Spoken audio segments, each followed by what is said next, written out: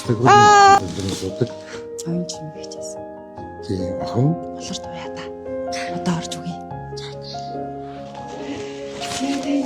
Үргэлж танд мэдчилгээ ирсэн. Хинээс ирсэн гэж бодож ямар нэг төсөөл юм аа.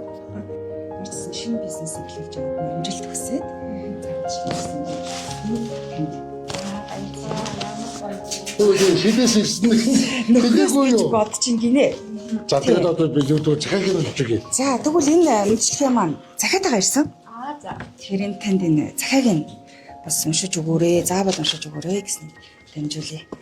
За хайртай охин болор туяа хүү бат зориг нартай шинэ бизнес эхлүүлсэнд нь халуун баяр хүргэж амжилт хүсье.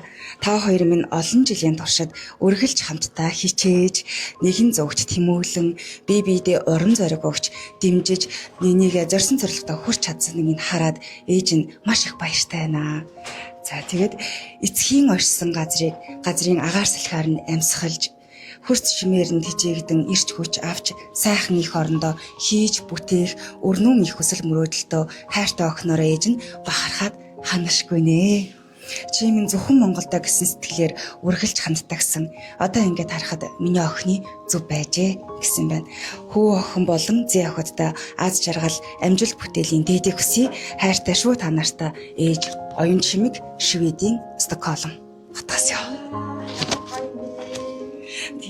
Энийг бүр заавал хэллээрэй гэсэн манай охин ерөөсөө Монголоос явах дургүй зөвхөн Монголдоо гэж айгүй хичээдэг. Тэгээд өөрийнхөө хүчээр айгүй бизнес эхлүүлж байгаа. Тэгээд шинээр бизнес эхлүүлж байгаад нь заавал одоо бит хоёрыг ингээд зорж ичээд мэдчилгээ хүргэж өгөөч гэж дамжуулсан шүү ээж нь. Баярлаа.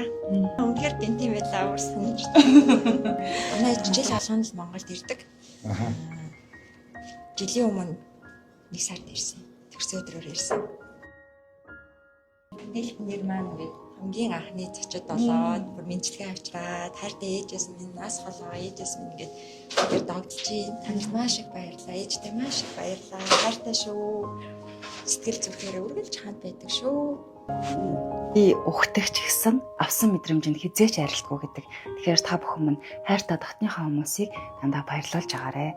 Магадгүй та хайр улсад байгаа бол энд байгаа аав ээж, хайртай найз нөхөдтэй, үр хүүхдүүд бүгдэнд нь баярлаа гэдгийг хэлж бас мэдчилгээ төвшүүлж агаарэ.